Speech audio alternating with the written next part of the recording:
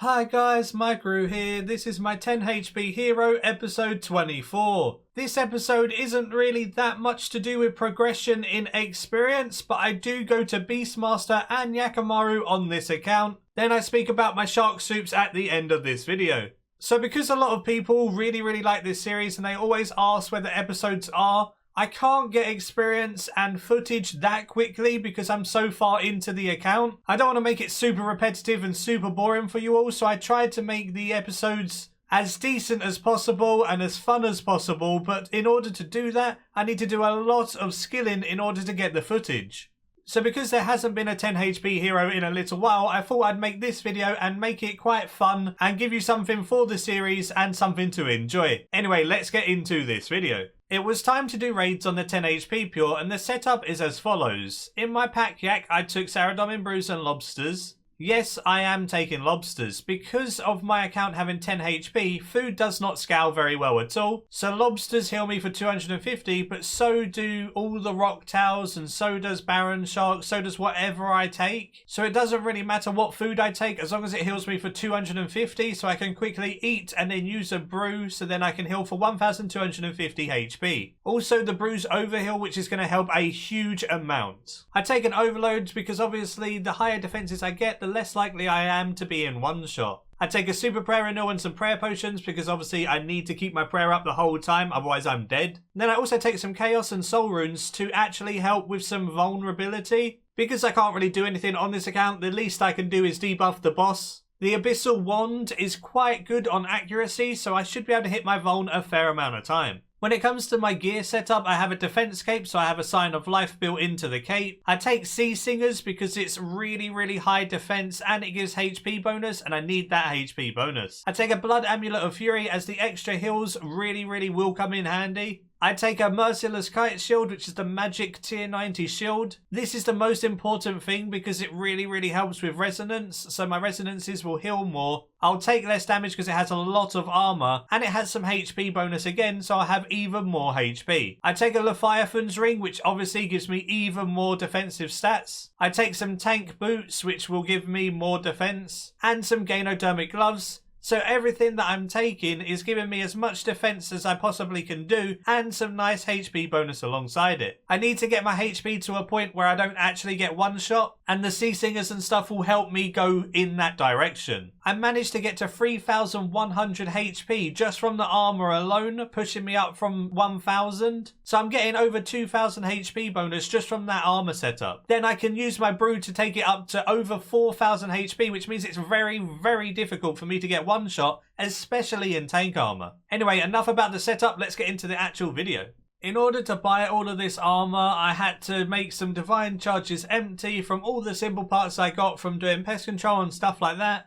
I managed to make a ton of divine charge empties. I made 1970 of them, and there were 17,000 GP each at mid price, which was 33.5 mil. I sold them and I was really pleasantly surprised that they sold for 36.1 mil and way over mid. Looking at how much they sold each, they sold for 18,371 GP each. They're definitely on the rise right now. I guess I chose a good time to sell them, and that pays for more than enough of the gear. Beastmaster was really easy. All I had to do was stand in the corner away from everything and nothing really ever touched me, and I had a friend who just attacked everything that was close by, so it went on him instead of me. It was just a fail-safe to ensure that things didn't come run up and punch me in the face. For the most part, because everyone was instantly attacking the areas as they spawned and stuff, nothing actually went on me anyway. Then when the charges came out, I just had to move away so none of them jumped on me. I did have one jump on me, but that was taken off of me pretty quickly, so that wasn't an issue at all. So it was time for me to have a little bit of fun and see if that vulnerability actually hits with the abyssal wand. I am overloaded, so my mace level is quite high, so it should.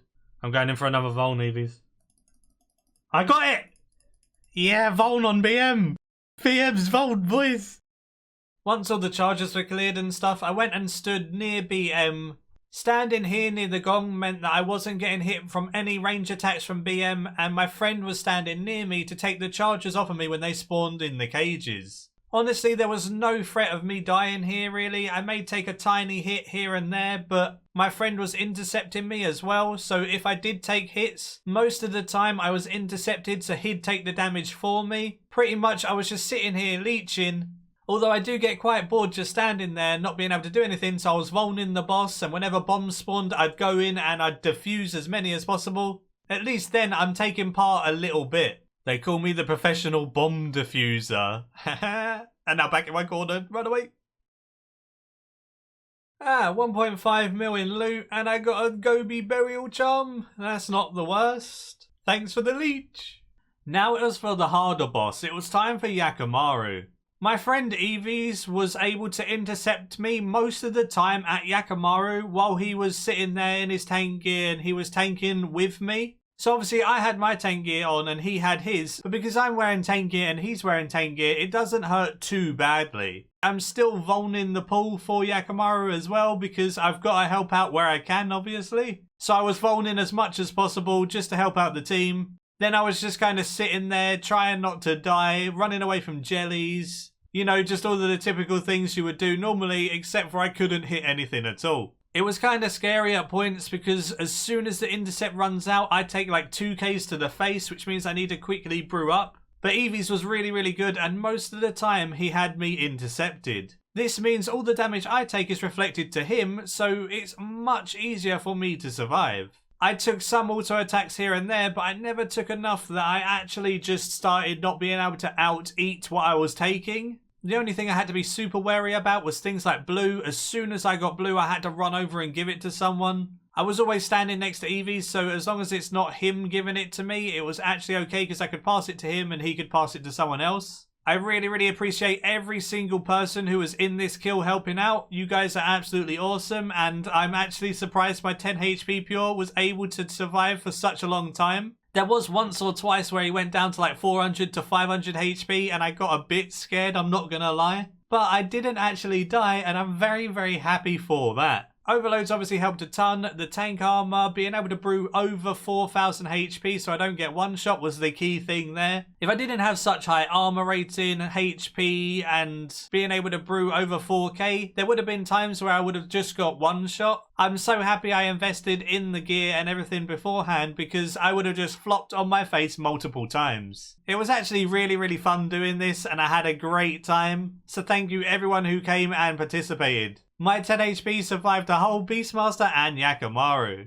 I got 2.1 mil from the Yakimaru. That's actually really bad, but I leeched either way, so I can't complain.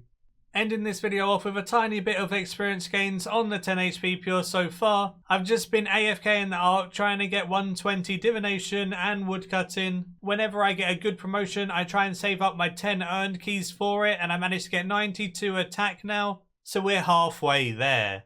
Then selling my shark soups to the store, I've gained 1 million chimes so far.